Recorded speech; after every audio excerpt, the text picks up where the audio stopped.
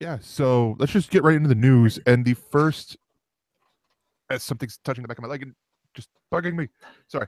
The first news story is we have a premiere date for the Starz TV series American Gods.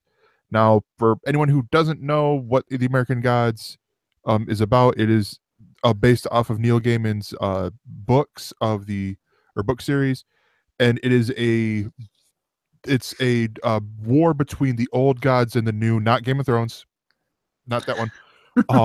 But you have the old gods, the ones who are set in mythology, so the Roman Greek gods, and then you have this new the new gods, like money, technology, celebrity, and all that. And in the words of Dan Trachtenberg, hilarity ensues.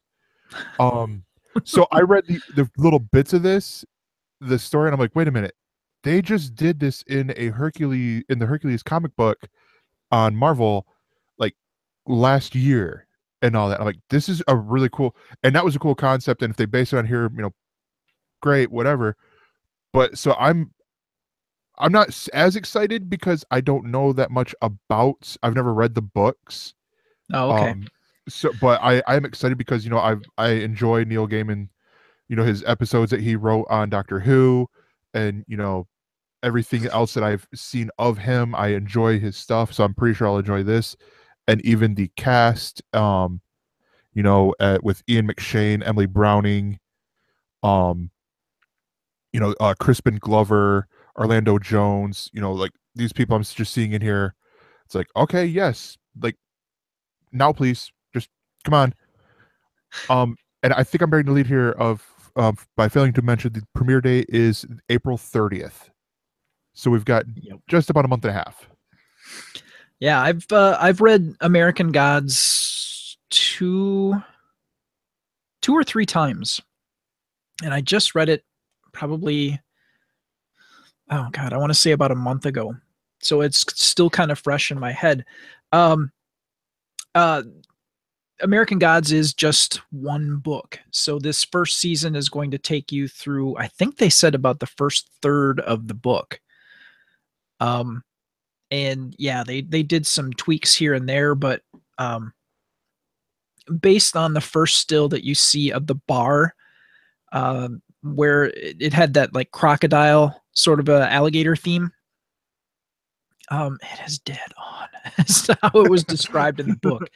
They painstakingly were trying to be as true to the source material as possible.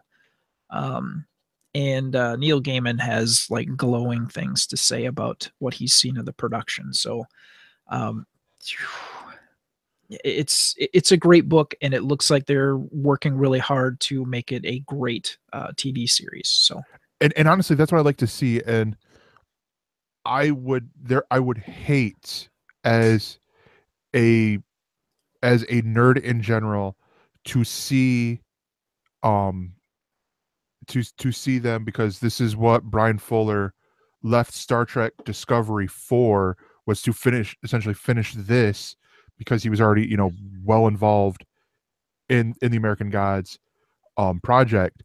So I would hate to see this not be the success that it deserves to be, and all that. yep. Um, Especially because I know you'll get a lot of Star Trek nerds going, "You should have stuck with Star Trek," and stuff like that. But yeah, I mean, I don't know. What do you what's got you most excited about this? The cast is one of the big things. When I saw that Ian McShane was playing Mr. Wednesday, who essentially, spoiler alert, is the American version of Odin. Yeah. Uh, I I heard I heard it, and it soaked into my brain, and I went, my God, that's absolutely fucking brilliant. Because Ian McShane brings such intensity, and he's just a marvelous actor. And to all the things that happen in the book, and the more I thought about the Mr. Wednesday in the book and thought about the work that Ian McShane has done in the past, I'm like, my God, that is just perfect casting. They painstakingly tried to find the right people for the parts that they had that were available for this. Um, Orlando Jones is perfect for Mr. Nancy. I, everything that they've listed here has just been, my God. It's just I read the name and I went, oh my God, that's brilliant. And the next name, my God, that's brilliant. And it didn't stop. So yeah, it's Cloris Leachman. For the character that they chose her to do is absolutely perfect. And Cloris Leachman, you know, God bless her. I don't know how old she is, but she's 86. still got it. She has still got it in Yeah. spade. And that particular character in the book is perfect for her. You know, Yeah. it's just like they specifically, like I said, they specifically chose people to play these characters that are like, yes, of course you'd choose that person. Why would you choose anybody else? That would be ridiculous. Yeah, and for those of you guys who don't realize this, Cloris Leachman was first brought onto us by the TV show Raising Hope. Well, just like all the work that she did with Young Frankenstein and well, hell, even within the past 15 years, Sky High, she was the nurse at Sky High. Mm-hmm. You know, she's got incredible range, but she's also got, there's a bit of humor to this character that she's playing in American Gods, and she can do understated comedy and she can do in your face comedy, and it just perfect. No, yeah, she got her start on I believe it was the Mary Tyler Moore Show. Sure. And I used the introducing, first seeing, because that's how they had her on Raising Hope. It was always in introducing Cloris Leachman and all that, which came out, I believe it ended in 2014, so still relatively new as well, and canceled way before, or canceled too soon. They could have got some more out there because she was a big part of that show. But yeah, I'm excited for this, mainly for the fact that this is Starz finally getting some stuff out there that I think will hit for a lot of people. Like there was the Torchwood stuff that was like good, if not necessarily great, but I mean it was, and all that. But then there's the other things that it was just like didn't seem like it interested a lot of people. And it's like this is hopefully them getting to that HBO stand, like not quality, but that HBO mindset of let's do original stuff. Let's not just be the cable add-on that people get when they pay for tier 3 of their cable. Sure. And stuff like that. Well, I think a lot of those channels are looking for their Game of Thrones to, push them forward. I know that Pat Rothfuss's book, The Name of the Wind series, the King Killer Chronicle, that was optioned, and Lin-Manuel is set to produce.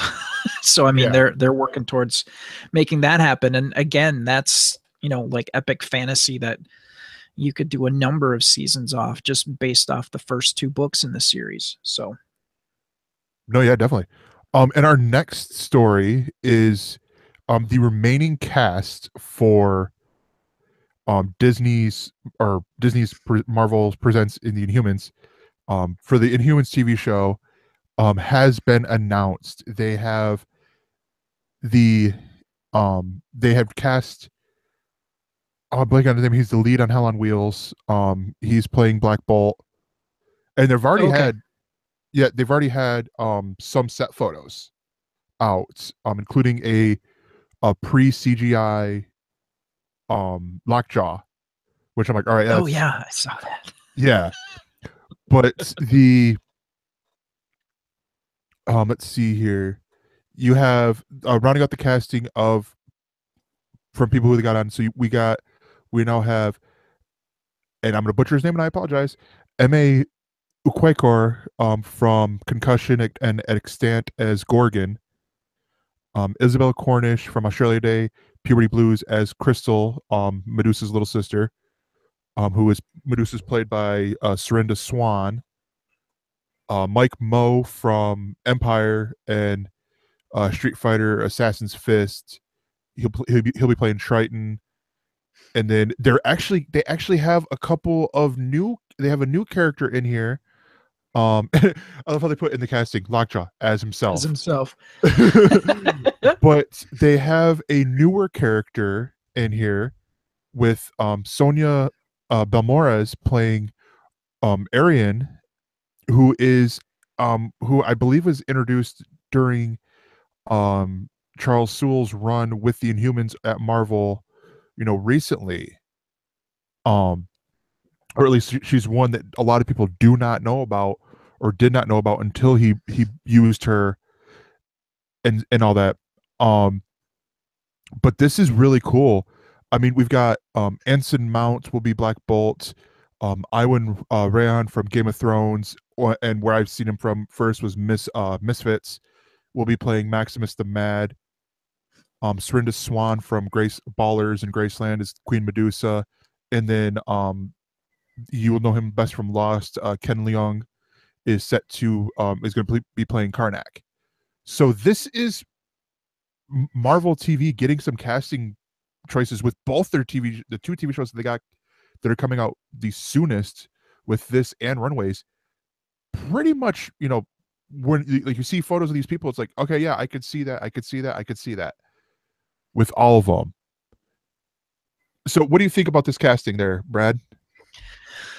I'm really looking for, I only know of the work of like maybe one person on this cast list. I think it's cool that they are going to be doing the Inhumans. It's going to be interesting to see how they do essentially the royal family story, since they've already kind of started the Inhuman story in Agents of S.H.I.E.L.D. So it'll be interesting to see how they weave that tale and how that comes about. So I am looking forward to it. And IMAX. Yeah. That's going to be the interesting part for the first 2 weeks. I think it's for 8 days apiece. There'll be a 2-week window in September of this year prior to the 8-episode run that will air the premiere of the show and all that. And that's pretty cool. I mean, I'm already planning on, going up to Lansing which would be, I think, the closest IMAX theater to go see this in IMAX. Sure. And, just have a rocking good time watching this. Because I'll say right now, especially with me being a newer comic book fan and reader, I do like that. I do like this casting because the Inhumans are something that I got into pretty quick on, and it was with with Black Bolt blowing up the Attilan and sending the Terrigen clouds around the world like we have now, which may or may not have led to some interesting choices for other Marvel properties and all that. But this is really cool. This is really interesting. I cannot wait. And I think I will be upset if they make Black Bolt speak and it not be destructive. If he's like, I don't think that they could, and not have the very audience they're trying to reach jump down their throats. Yeah, like that's like the one fear. I mean, like, for everyone else, it's like, the powers are simple, and he has simple powers too. But it's one of those, like, how are we gonna work around it and stuff like that? And I mean, some of these guys, like, for Triton. Or not Triton for Triton and Gorgon. I'm wondering, are they going to do heavy CGI or not CGI or prosthetics for them? Because I mean, Gorgon's a freaking goat guy. Yeah. So it's like, how are they going to do that? And but I don't know. I'm just really curious to see how this is going to work, and just excited for the news of this. And I mean, and to your point with the whole, you only heard of a few of them. I've heard. I think this is where I've heard of most of them and seen them in a lot of the things. Um, like I mentioned before with the guy from Game of Thrones and Misfits, who's playing Maximus the Mad. This is another role where it seems like he's going against type, because on Misfits, where everyone was introduced to him, he was the shy. Well, there is a reason why his powers were he turned invisible on that show. Oh, sure. Yep. Yeah, and now it's like you get him playing Ramsay Bolton in Game of Thrones, a character that I think is right up there with Joffrey that people hate, and now Maximus the Mad, another person that's like, yeah, we're good. He's gonna be pretty bad here, and so yeah, like it's gonna be fun. I can't wait. The next story is another. I feel like this is a trade off, like story for me, story for you, story for me, sort of thing. Because I haven't read any of this. I haven't read really any Stephen King, but this is the news that Stephen King's Castle Rock will emerge on Hulu as an upcoming series, being produced um by J.J. Abrams. And this is the anthology series that takes place in the fictitious town in Maine of Castle Rock. So what we're gonna get, like Cujo as a TV series, um, and all this, like for one season. Is that No, what we're gathering here? they're being really tight-lipped, and Castle Rock is referenced in what is it? Cujo, Dead Zone. Uh, I think I remember reading The Body. Yeah. Um, so like the trailer that we get to see is just like the listing of uh, Stephen King's novels, just to kind of remind people of the enormous body of work that he has put together, um, and kind of teasing that J.J. Abrams is going to be a part of it. Uh, it's going to be. I'm going to be interested to see how they kind of where they're going to take it. Yeah. Well, and there was, because this is an older story, which we don't care here because we're going to talk about whatever we want. But there was an update to it that Castle Rock has landed a 10-episode order on Hulu, and they also call the series an ongoing series. So meaning they have enough faith in J.J. Abrams, Bad Robot, Stephen King, Warner Brothers Television, and then the two executive producers and co-writers, Sam Shaw and Dustin Thomason, that they do think it could get future seasons out of it. And I'm really, this is like where I haven't read a lot of, like, oh gosh, there's the one book, I cannot think of what it is right now, but I read it in high school because our English teacher made us read it as a freshman. Um, oh, I cannot think of what it is right now, but that was a Stephen King book, and that was really sort of it. I mean, I haven't read any of the Dark Tower stuff. Even the Marvel comic adaptation, I haven't read any of that, and it's just one of those things where I'm like, all right, this is going to be interesting. But I've also heard a lot of bad things on the other project that they had at Hulu with 11/22/63, like that wasn't the best thing that was out there. Mm. Yeah, I know that there was a lot of hype for it. I wasn't all that interested, so I didn't check it out. Yeah. but they are writing a lot on the pedigree of the two, so it'll be interesting to see, you know, who they get as writers, because Stephen King isn't necessarily going to be writing this. Maybe he'll contribute. They're not really saying, but it'll be interesting to see where they take this. And it looks like this is going to be its own thing, but still reference some of these other things that happened in the other books that Stephen King has done to just kind of tie things together. And who knows, maybe we'll see some of the characters from some of those other works that he's done. So yeah, I'm looking forward to see what they've got planned. Yeah.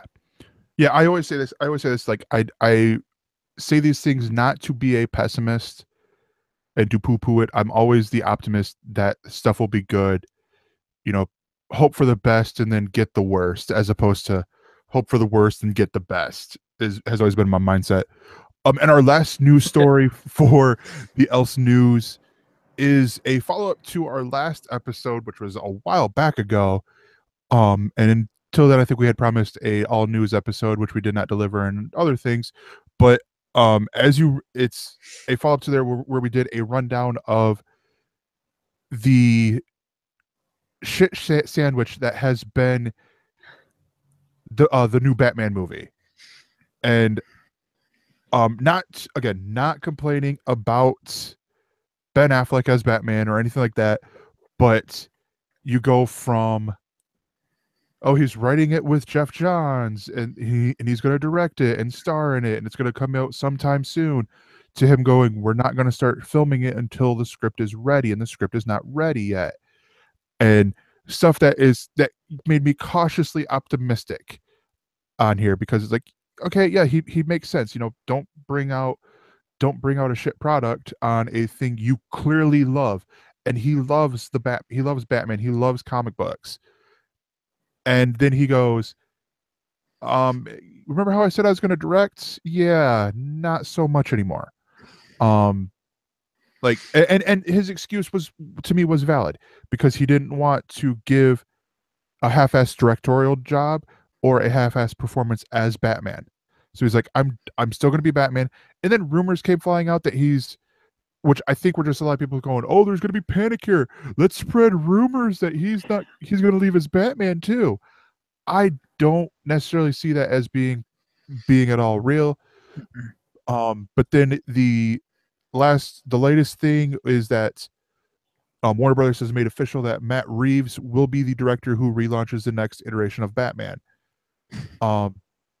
So this was rumored, but then it was denied and stuff like that. But Matt Reeves, who last directed, oh God, what was it? The third Planet of the Apes movie. That's what it was. And you know, is a good, you know, talented director in his own right, has stepped in. And so I am again thinking that this could be a good choice, you know, because as a combo, I will say this, I do enjoy, as the Bruce Wayne Batman combo, I do like Ben Affleck's portrayal as both. And all, you know, like Christian Bale was a good Batman, even though he talked like this all the time when he was the Batman. You know, and I, like a lot of people will say, you know, my favorite Batman is going to be Kevin Conroy. You know, because that's what I grew up on.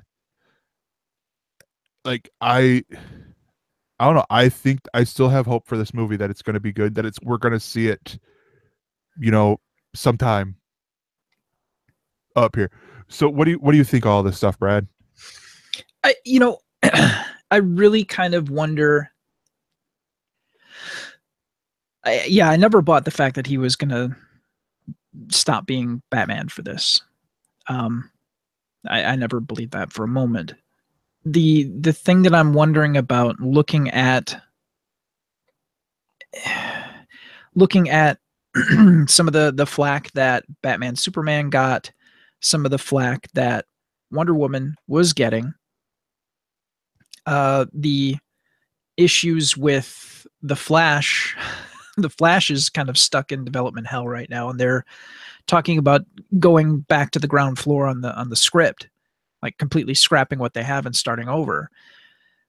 The thing that always struck me about the DC properties and the DC movies post Nolan is that they have a lot to catch up on with the MCU. Yeah. But, you know, I really think that the MCU,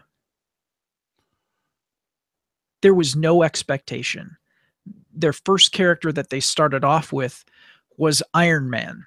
And so many people went, Iron Man, come on. And they knocked it out of the park.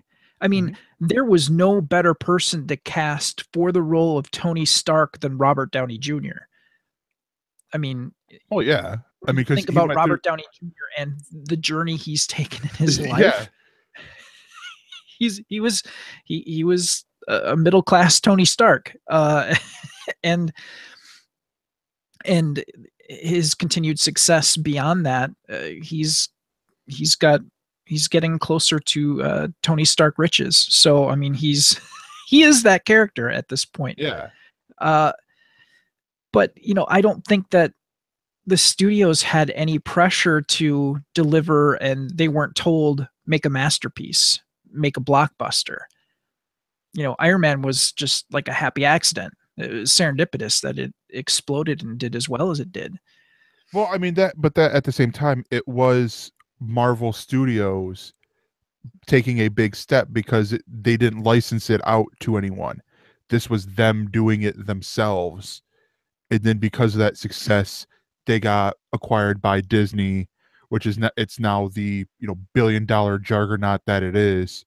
Oh wait, I think he's on Fox with the X-Men. Oh damn it, Juggernaut villain for the X-Men. Yeah, yes, you are correct. Sorry, Fox to explain the joke.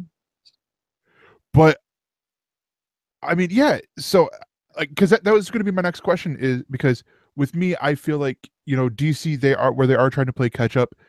They're trying to run before they've learned how to crawl with these movies. Like they did do a good first step with doing Man of Steel. And I mean that in a Superman movie, not necessarily what we got. But I think what the problem is they stuck with the same director.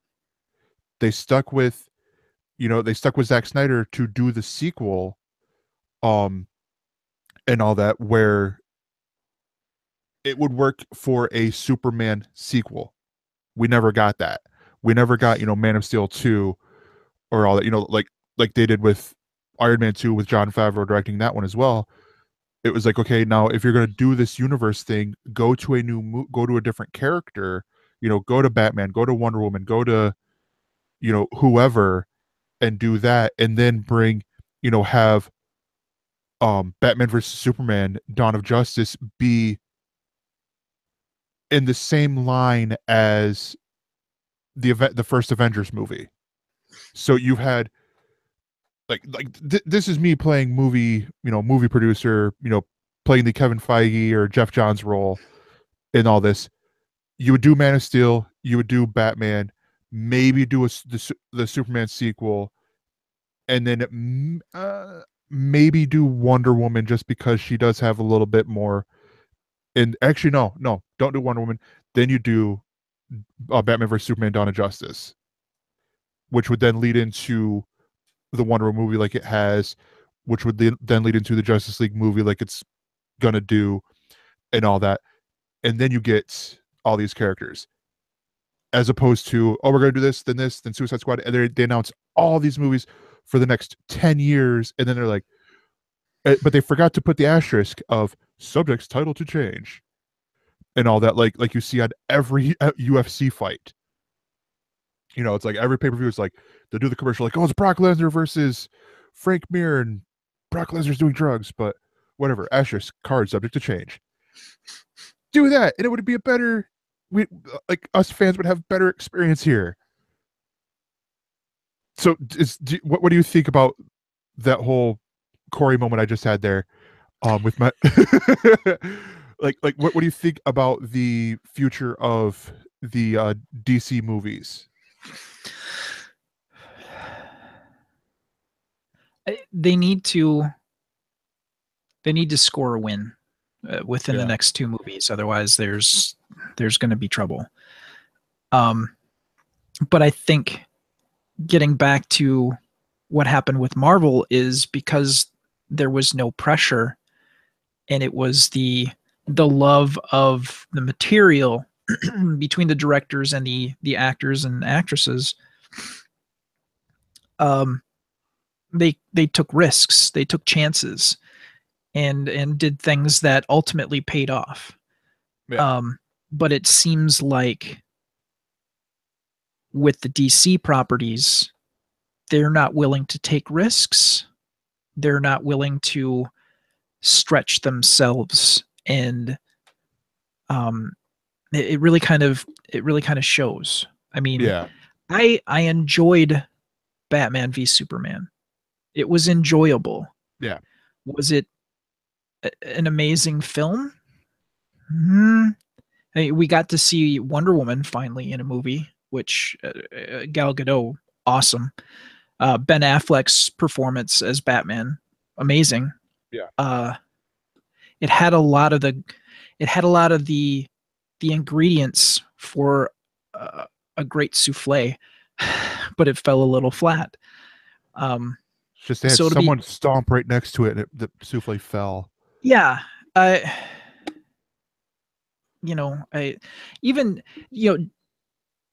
Jesse Eisenberg. Thank you. I keep wanting to say Eisenman, but that's the last name of the voice actress who does Wonder Woman. Yeah. Excuse me. His take on Lex Luthor was refreshing. It was different. It hadn't been done before, and I kind of dug it. Yeah. And so they did take some chances on some things, but it just didn't seem like they reined it in the wrong places. It almost felt like it just, I don't know. It's one of those things where you watch it and you're like, well, that's okay. I'm not sure what I would change to make it exceptional. But the ending of getting them to quit fighting because Lois said Martha.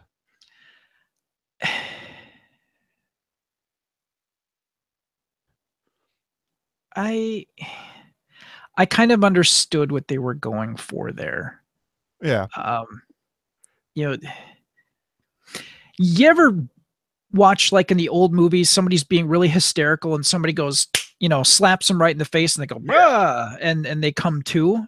That's kind of, that was that moment of reaching in and finding that vulnerable spot and giving him a slap that he needed to just stop. Yeah. So I got what they were trying to do. Yeah, but at the same time, with how it played through the movie, it played more to me like this was Bruce Wayne. This was a Bruce Wayne who never recovered from his mom and dad's murder in Crime Alley by Joe Chill or the Joker or whoever you want to say did it. And was suffering through PTSD. Like this wasn't the detective that we've had in every other iteration. But quite honestly, in my mind, if you are going to dress in black and kick ass every night, you've got some problems. And years of therapy are not going to put you in that place. Yeah. You would end up still being probably more intensely Bruce Wayne and working through charitable organizations and donating money to police and fire and other forms of government that could better help, as opposed to jumping in and getting bones broken and doing it by himself. Yeah. So I mean, he's got to be damaged, and with the implication that this is post Jason Todd's death, Batman, it kind of made sense that he's still working through some serious crap. You don't watch your parents get shot in front of you and you go, oh wow, yeah, life's pretty good actually. I can find a silver lining here. It just doesn't happen. So yeah. So it was an interesting interpretation of what they did. So yeah, I don't know, but we'll see. We'll find out all that later on. Yep. But yeah, that does it here for the news. We will be right back with the ElseNews. Woohoo!